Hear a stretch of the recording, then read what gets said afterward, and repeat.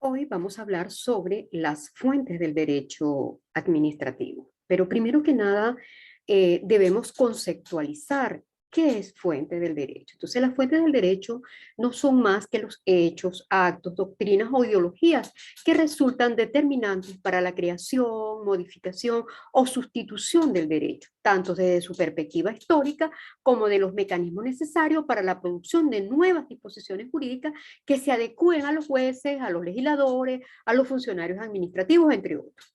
Inclinando su voluntad en un sentido determinado en el acto de crear normas jurídicas.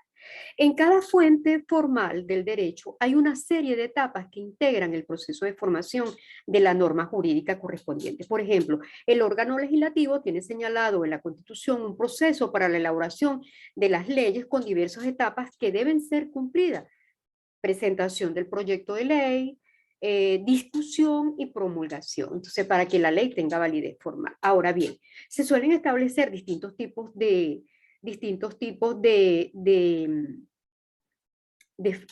fuentes, ¿ok? Tenemos las fuentes históricas, ¿ok? Fuentes históricas y vigentes, que son documentos históricos que hablan o se refieren al derecho. En la antigüedad estos documentos eran muy diversos, en pergamino, entre otros, ¿verdad? Y se refiere a las fuentes jurídicas según su aplicación en el tiempo. Son vigentes las fuentes positivas actuales que no han sido derogadas por otra ley o el reglamento que no ha sido sustituido por otro, y son históricas las fuentes que han perdido su vigencia y se sitúan en el histórico del derecho positivo.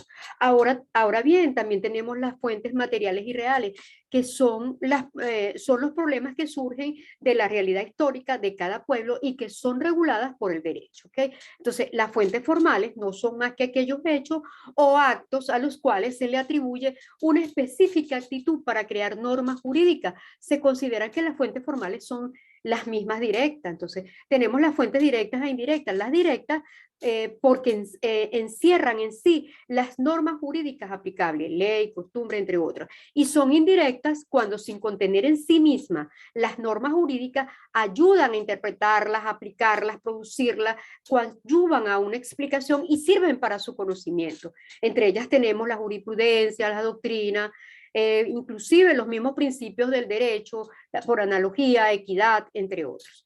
Tenemos también las fuentes principales, subsidiarias y auxiliares. Se refieren al orden de importancia de las fuentes jurídicas. Fuente principal, aquella que sirve de fundamentos a las demás, la Constitución, entre otras, ¿verdad? Subsidiarias, aquellas que en un momento dado sirven para integrar de una u otra forma las lagunas del derecho o la ley. ¿Okay? Y las auxiliares, aquellas fuentes de ayuda al jurista. Por ejemplo, tenemos el derecho comparado, entre otras, ¿ok? También tenemos las fuentes escritas y no escritas. Entre las fuentes escritas se inclinarían la Constitución, la ley, el reglamento, mientras que la segunda categoría, que serían las no escritas, vendrían a estar integradas por la costumbre. También se pueden incluir como fuentes no escritas los precedentes judiciales y los principios jurídicos cuando no vienen expresamente enunciados en dispositivos normativos. Por otro lado, tenemos las fuentes legales o formales, que son fuentes cuyos fundamentos se encuentran en alguna otra norma del sistema, que es una norma sobre la producción jurídica. En este caso se halla la ley, el reglamento e incluso hasta las mismas sentencias. Existen en los ordenamientos otros fenómenos de producción jurídica que no viene regulado por normas del sistema, sino que se fundamentan en el principio de eficacia. Se trata de fenómenos normativos que funcionan como fuentes a pesar de no haber sido formalmente previsto por ningún orden del sistema, y por ello se conocen como fuentes materiales. Tenemos también las fuentes constitucionales, que es el primer nivel de la escala jerárquica en la pirámide, ¿verdad? Que está formado por por estas fuentes constitucionales, que ostentan un grado superior a cualquier otra fuente y que no pueden ser válidamente contradichas por ninguna otra norma. Es inválida toda norma que contradiga una norma constitucional, y ya lo sabemos, y es de lo cual vamos a hablar posteriormente. Las propias constituciones suelen establecer procedimientos de revisión de esas normas constitucionales que suponen una excepción a la superioridad jerárquica total o absoluta de las mismas, ¿ok? Por otro lado, también tenemos las fuentes primarias, que las fuentes primarias son aquellas fuentes dotadas de eficiencia normativa e inmediatamente inferior a la de la Constitución, ¿verdad? Es decir, la ley y todas las demás fuentes a las que la Constitución atribuye fuerza o rango de ley. Su validez solo está sometida a lo preceptuado por las fuentes constitucionales. Entonces, hablamos también de fuentes secundarias y terciarias. Estas son las formadas por aquellas fuentes subordinadas no solo a las fuentes constitucionales, sino también a las primarias. Integran esta categoría los reglamentos dictados por el Ejecutivo en el ejercicio de su potestad normativa que le viene atribuida y que habrá de ejercer de acuerdo con la Constitución y las leyes. Por otro lado, pues, estas son a grosso modo las fuentes del derecho. Ahora tenemos las fuentes del derecho administrativo. Entre las fuentes del derecho administrativo tenemos la Constitución, ¿verdad? Que es el centro normativo sobre el cual se apoyan todas las demás leyes, es la norma fundamental que ocupa el vértice de la pirámide y por tal es la razón de validez de todas las normas inferiores. Estas normas inferiores constituyen siempre aplicación y desarrollo de la fundamental. Como consecuencia de este principio tenemos que no puede haber ninguna norma por encima de la Constitución, ¿verdad? Ya que es es el fundamento de validez de todo ordenamiento de inferior jerarquía. En segundo lugar, tenemos como fuente del derecho administrativo la ley. La ley surge como un concepto histórico asociado a la separación de poderes.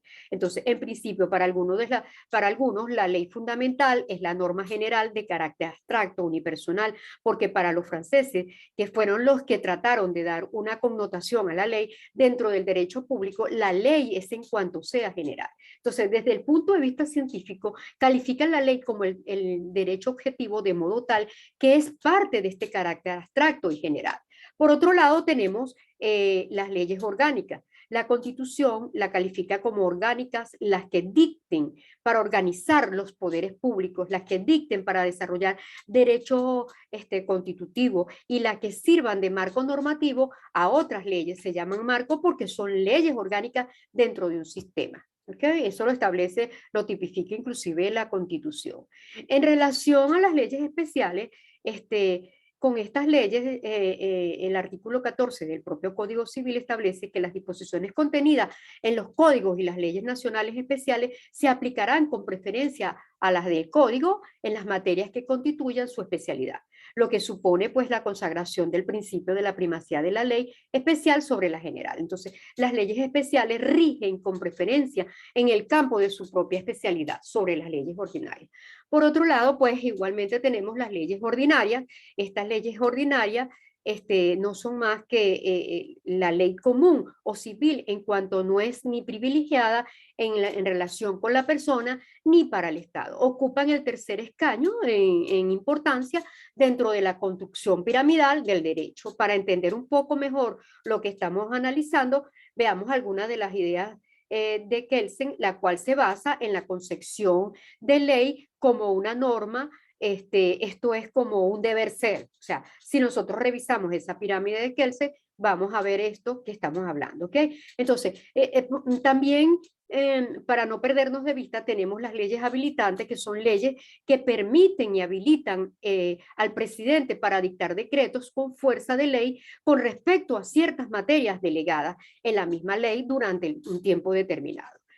También se tienen las leyes bases. Si ustedes van viendo el mapa conceptual que tienen en la lámina, se van dando cuenta que hemos ido citando cada uno de los tipos de leyes que tenemos. Entonces, este tipo de leyes son leyes dictadas por el Poder Nacional sobre una materia que es competencia de todos. Es un fenómeno novedoso de origen alemán mediante el cual la función legislativa es su órgano de competencia concurrente, ¿ok? Desde los estados, municipios y la república pueden legislar, es decir, hay algo básico que van a legislar tanto el Poder Nacional como el Poder Estatal y el Poder Municipal.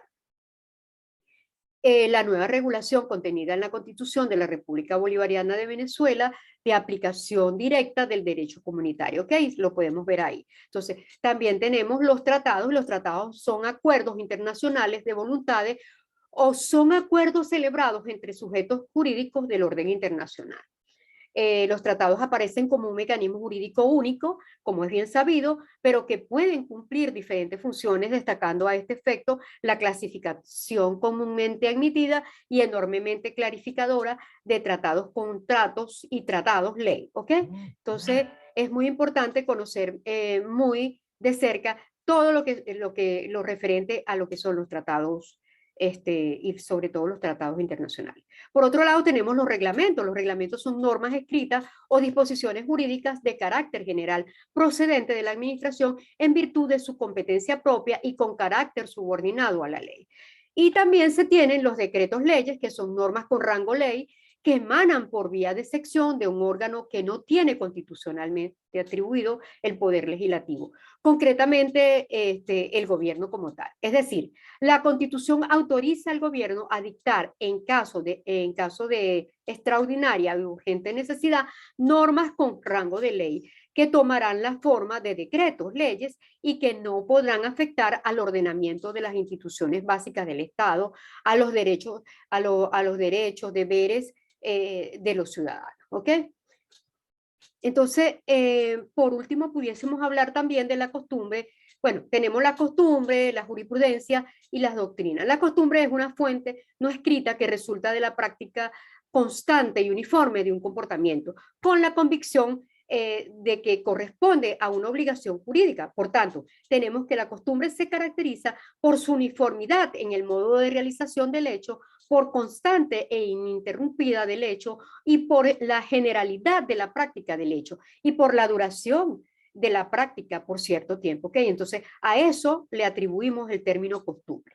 También tenemos la jurisprudencia. ¿Y qué son las jurisprudencias? La jurisprudencia es el conjunto de soluciones dadas por ciertos tribunales, requiriéndose dos al menos idénticas sustancialmente sobre la cuestión controvertida para que exista doctrina legal jurisprudencial emanada del tribunal, ¿verdad? Están constituidas por las sentencias judiciales concordantes sobre un mismo punto. Entonces, ahí también tenemos las doctrinas, que no son más que los estudios científicos acerca de determinadas cuestiones. Es la opinión de los estudiosos de una rama del derecho y las soluciones que propone. La doctrina prácticamente estudia la legislación y también la jurisprudencia y hace las observaciones que estima pertinente es bueno decirlo, ellas no tienen fuerza obligatoria, ¿ok? Entonces, a grosso modo, esto es lo referente a las fuentes del derecho administrativo como tal. Muchas gracias por su atención.